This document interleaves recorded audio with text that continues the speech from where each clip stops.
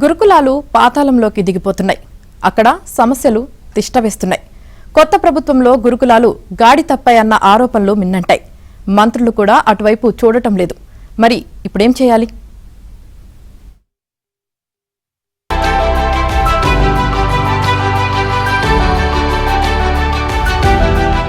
ఎవరు అధికారంలో ఉన్న గురుకుల విద్యాలయాలపై ప్రత్యేక దృష్టి పెట్టి సమస్యలు రాకుండా చూడాలి. విద్యార్థులకు కడుపు నిండా అన్నం పెట్టి వారికి కావలసిన వసతులు కల్పించాలి. మేలైన బోధనా సిబ్బందిని నియమించాలి. గత కొన్నేళ్లుగా తెలంగాణ గురుకులాల్లో ఈ పరిస్థితి కనిపించడం లేదు. నానాటికి తీసికట్టు నాగంబొట్టు అన్నట్లుగా గురుకులాలు తయారయ్యాయి.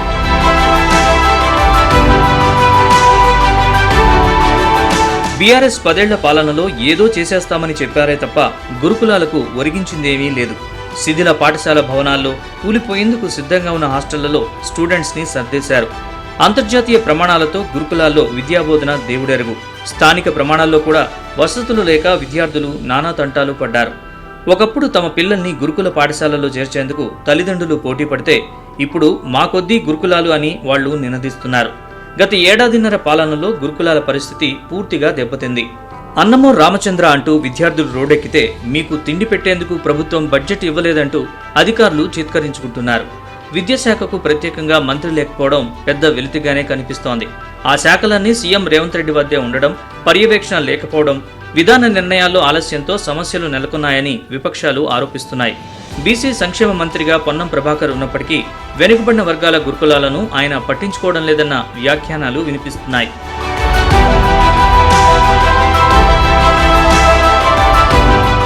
గురుకులాల్ని నిర్వహించాల్సిన ఉన్నతాధికారులు క్షేత్రస్థాయి పరిశీలనకు వెళ్లడం లేదు. నెలలో 2 సార్లైనా గురుకులాల్ని సందర్శిస్తూ విద్యార్థుల సమస్యలు తెలుసుకుంటూ సమీక్షలు నిర్వహించాలి.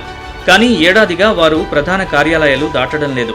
ప్రజాప్రతినిధులు నిర్వహించే కార్యక్రమాల్లో మాత్రం తళుక్కున మెరిసి మాయమవుతున్నారని, గురుకులాలపై దృష్టి పెట్టడం లేదని సొసైటీ ఉద్యోగులు కూడా మండిపడుతున్నారు. మంత్రి లేకపోవడంతో ఉన్నతాధికారులు ఎవరికి వారే బాసులుగా ఫీల్ అవుతూ జులుం ప్రదర్శిస్తున్నారని చెబుతున్నారు.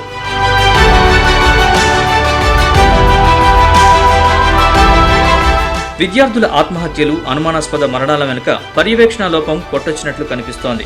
కాంట్రాక్టర్లు నాణ్యత లేని సరుకులు సరఫరా చేస్తున్నప్పటికీ అధికారులు పట్టించుకోవడం లేదు. ఇక వరంగల్ జిల్లాలోని గురుకుల పాఠశాలలు, కళాశాలల్లో సమస్యలు కాపురం చేస్తున్నాయి.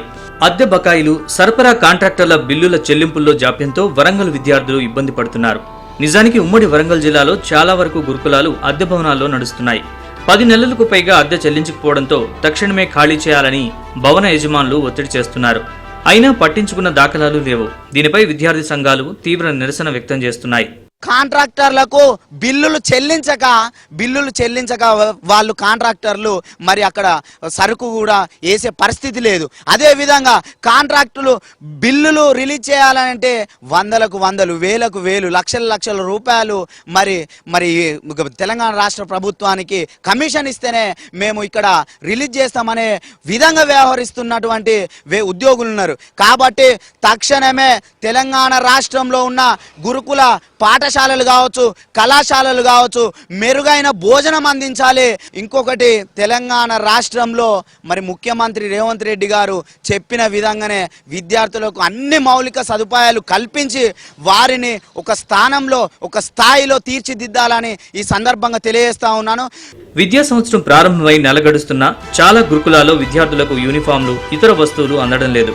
ఖాళీగా ఉన్న పోస్టులను భర్తీ చేయకపోవడంతో బోధనేతర సిబ్బంది కొరత ఏర్పడుతోంది.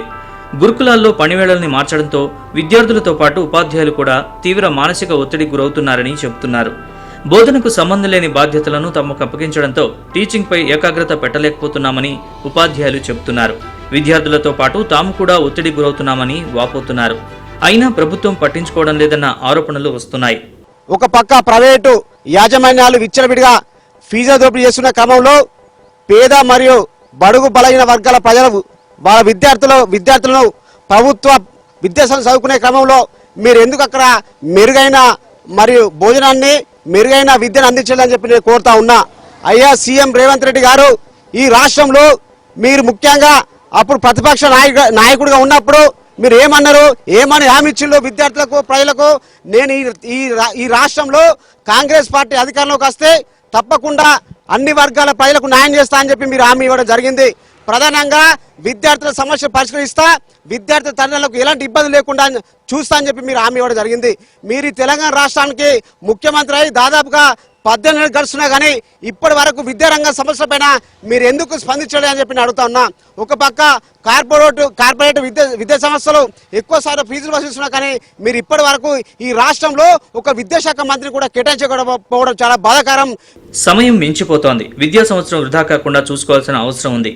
అందుకే యుద్ధ ప్రాతిపదికన చర్యలు చేపట్టక తప్పదు.